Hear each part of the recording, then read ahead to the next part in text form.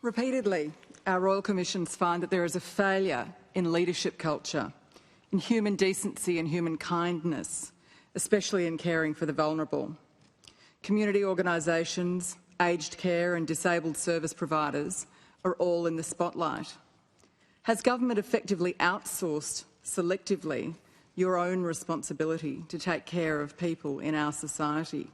What will your leadership culture be? How will your government guide all of us as a community in relation to our culture and being a decent and caring country to live in? Thank you.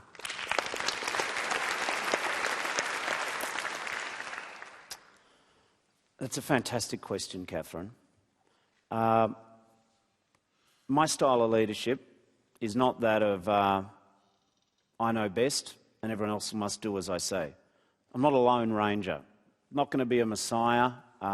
Don't believe in the sort of authoritarian strongman that I will do this and everyone will just follow. You know, that doesn't work. We're a country of 25 million people. We're lots of differences and lots of different experiences. I would rather say my leadership style is one of the coach. I want to get the best out of the team. I understand that if you can get the smartest people in the room, even if they don't all agree with each other, you're more likely to get a better outcome than if you don't talk to people. I understand that if you want to go and find out what's happening, they don't all come to you. So if I'm elected Prime Minister, we're going to do the public meetings. We're going to go out and listen to people. So my style of leadership is to listen. My style of leadership is to get the best out of people. And this isn't just an idle statement. Love us or hate us, the Labor Party for the last 5.5 years has been stable. Not for nothing did Bob Hawke say, if you can't run your own party, you can't run the country. My other leadership style is that I don't believe in majorities picking on minorities. This is not political correctness. But in my experience, good ideas come in all packages. They can come from the left, they can come from the right, they can come from people who worship Jesus or people who worship Allah or people who don't worship anyone at all. That good advice and good ideas doesn't come from what school you went to, not how many generations your family's been in this country, not how rich you are. Good advice and good people are everywhere. I'm going to finish on this point. I went to this university. The reason why I went to this university is because my mum worked here for 33 years. My mum came from a working class family. She was the first in her family in the early 50s to ever go to university, ever. No one ever thought, my grandma, English grandma, she was a cleaner and a barmaid. They wouldn't have thought we'd ever be sitting here talking to you like this.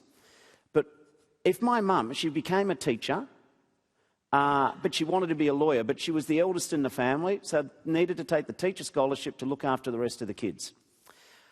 My mum was a brilliant woman. She wasn't bitter. She worked here for 35 years.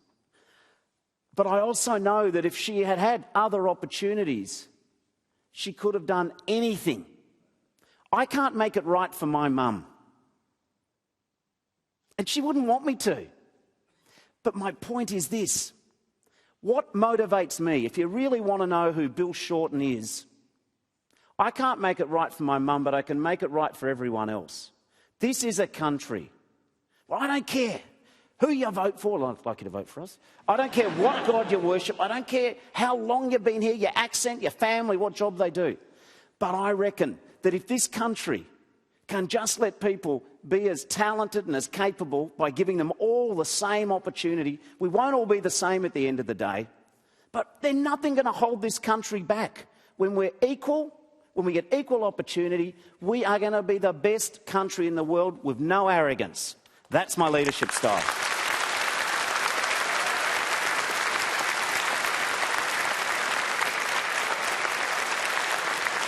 That's an obvious end point for the program. That's all we have time for tonight. Please thank our special guest, the Opposition Leader, Bill Shorten. Thank you.